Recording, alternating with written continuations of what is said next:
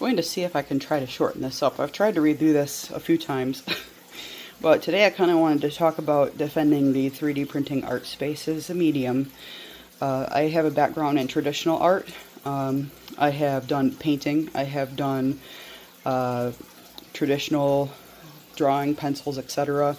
I have done artisan stuff like making blankets, making costumes, and this is just kind of where I wound up settling as something that uses my enjoyment of technology along with my enjoyment of traditional painting.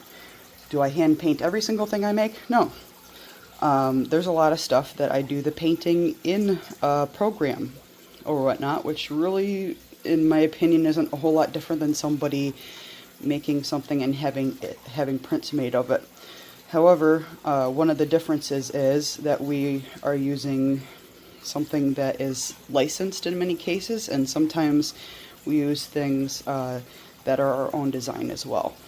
So it becomes a little kind of on the edge, I get, for some people, because people feel, oh, you should be making your own designs all the time. However, if you look at other mediums, we have people using other people's designs to make t-shirts, tumblers, crochet.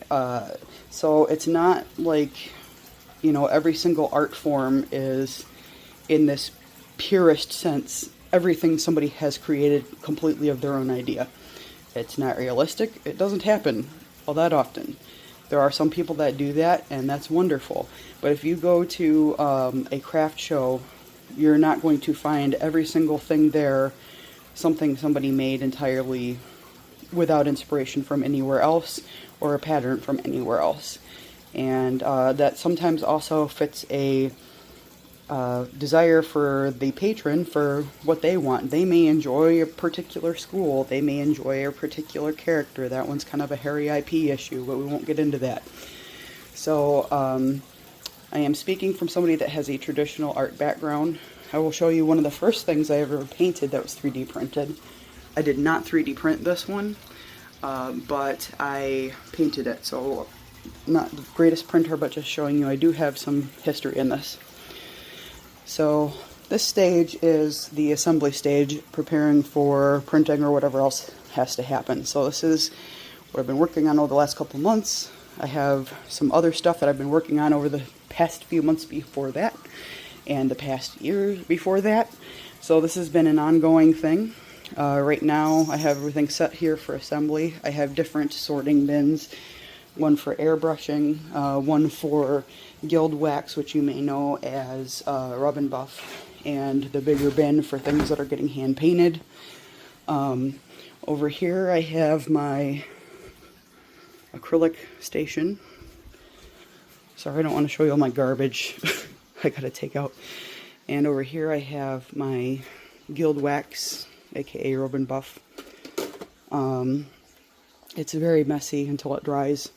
And I have my airbrush stuff. So all of this is eventually going to look like things like this. And like I said, do I hand paint every single thing? No. Some of it's painted in programs, and that can take a lot of time. Some of it is already pre-pattern painted for me. I try to make at like craft shows and stuff, make it some of the smaller items that aren't quite as expensive. A lot of the things that involve a lot of work from me, a lot of hand painting, tend to be more expensive items. That is how that is. So it's kind of about meeting a desire and niche for every single patron as best as possible.